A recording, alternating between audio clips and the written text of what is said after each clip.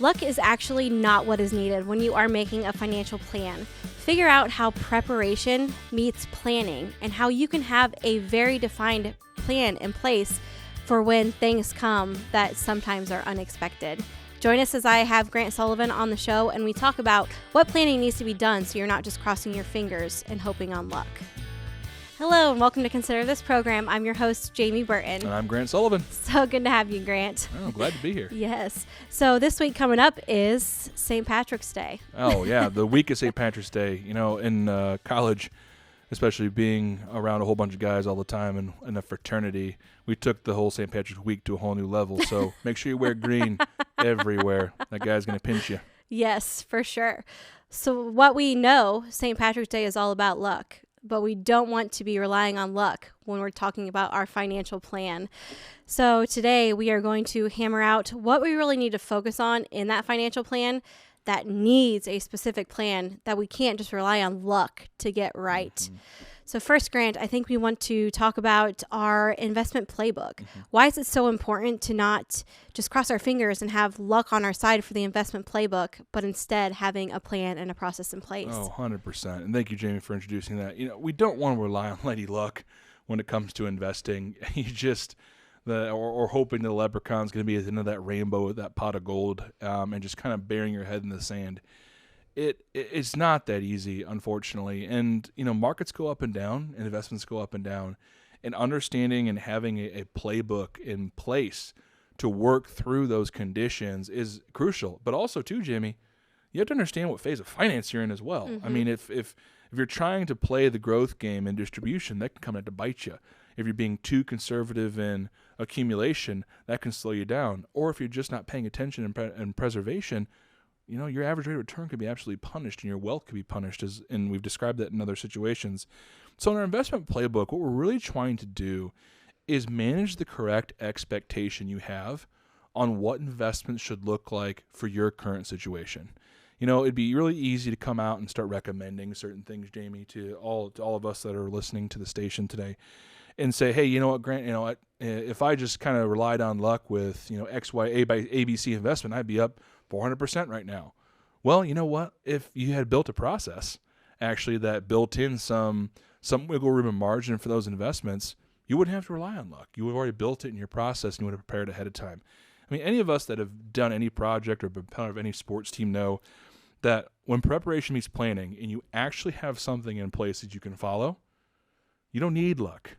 Now, does it mean you're going to be successful 100% of the time? Absolutely not, right? I have not yet met an investor who has been right 100% of the time. Mm-hmm. Not yet. And we've gotten some people who say they have been, but you know what? Just because you can call every low doesn't mean you can call every high, and vice versa. So it's having a structured process in place built on what your expectations of the market are going to be is ultimately how you succeed, because at that point, you're not worried about missing out, and more importantly, you're not losing your lunch when the roller coaster gets really volatile. Sure. And with our investment team, we have two really great investment people on our team that are making these decisions for us. What kind of process do they have in place to make sure that they're not just crossing their fingers hoping on luck? 100%. Yeah. So Adam Harder is our chief investment officer. He's a CFA, which, by the way, if you look up what the requires of a CFA, you'll realize why very few people have the designation. It's not easy to acquire. Same with the CMT. And we have Andrew Thrasher, our other portfolio manager. He's a chartered market technician, right? And these two gentlemen have two different philosophies they follow, Jamie. And so what they're looking to accomplish is they're trying to use their philosophies and mix those together to come up with the most appropriate mix, or not more importantly, process for us to use for our families and their money. Adam, what he's looking at, fundamentals, right? He's checking balance sheets. He's checking PE ratio. He's looking at, you know, solvency and cash flows of things. He wants to know what's going on in these companies under or behind closed doors. You know, he's a phenomenal at fixed income, right? I mean, he gets and understands bond yield. You know, he understands the inflation risk, nominal and real.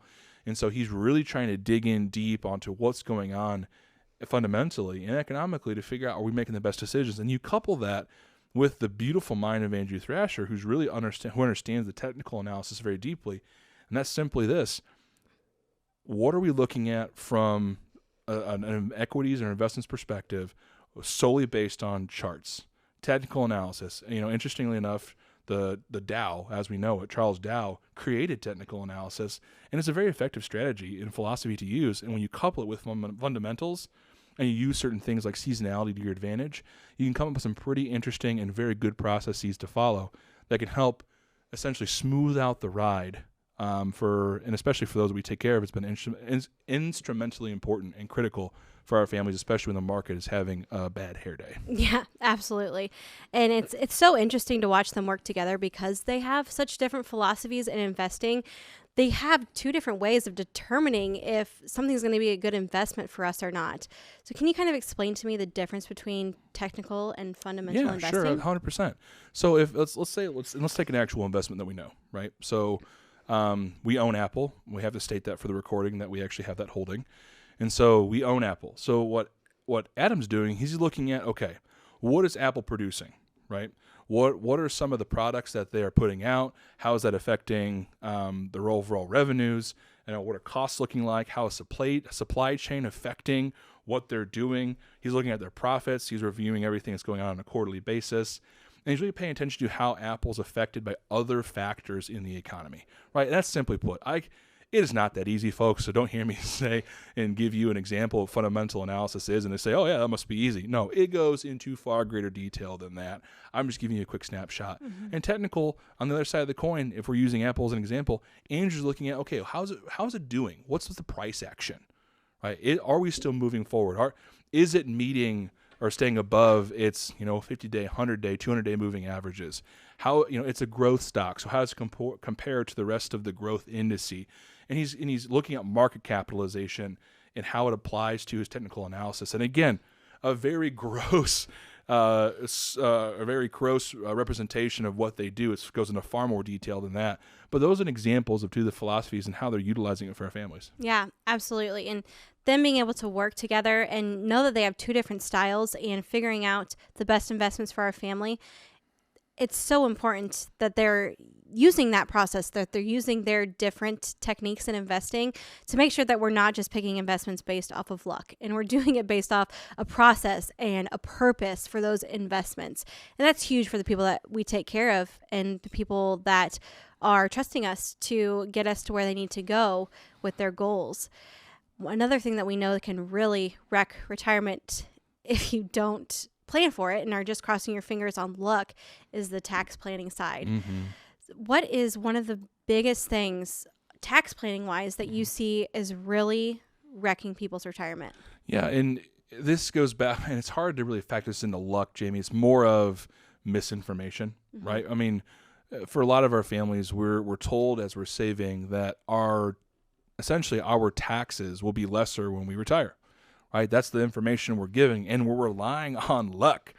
And relying on future luck that's going to be the case, that the tax code's not going to change, that it won't end up being different when we get there. And we just don't know, right? We just don't know. The tax code has changed so many times in the last 10 years. We can joke around. One of our colleagues, many of you know him, is Seth Grimmie, one of our advisors on the team. Since he's been here, he's seen 3 tax code changes. I mean, it's insane. And yes. And he started in 2018. So it's just, if you're not keeping up with that, if you're relying on the old kind of luck that you'll make less money in retirement when you get there, then the tax awakening or the tax tsunami that's going to hit you on the beach will be pretty jarring. I mean, we unfortunately work with families who, they've been convinced that you've made money, so just pay the taxes. Where when we start talking about strategies they could have deployed earlier on, before they got to retirement, that would have helped them. A lot of those tax preparers and CPAs that misguided them, and again, not all CPAs and tax preparers are bad people. Some people just don't take tax planning as serious as we do.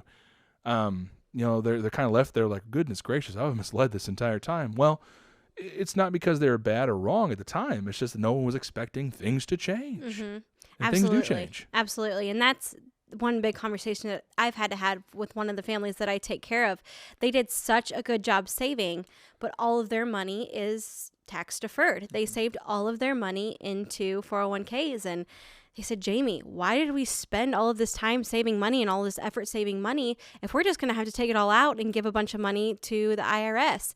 And it's such a hard conversation to have because they did such a good job. They put in the work, and they didn't have the options available to them early on in their working years. They didn't have a Roth option inside of a 401k. They didn't have the Roth IRA option. The 401k was the option that they had.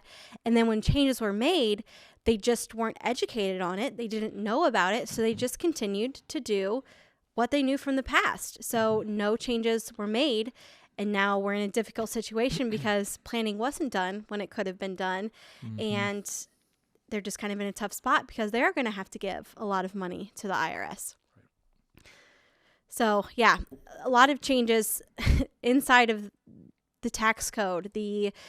Every single part of planning has changes that can be made. And if you really don't stay on top of it, you can get yourself into trouble. So make sure that you're not just relying on luck to be on your side. Make sure that you have somebody that you can talk stuff through. And if you don't, reach out to us. You can find us at 800-928-4001. Ask for Brittany. She'll set up a meeting with you with one of our advisors on the team. And we're going to set up a meeting where we talk about what you can do today to benefit yourself, what you can do in the future, and if we decide to partner together, what FEG can do for you. Go to yourlifeafterwork.com, sign up for the Market Carver, and find a lot of our great articles that we have written on these very topics.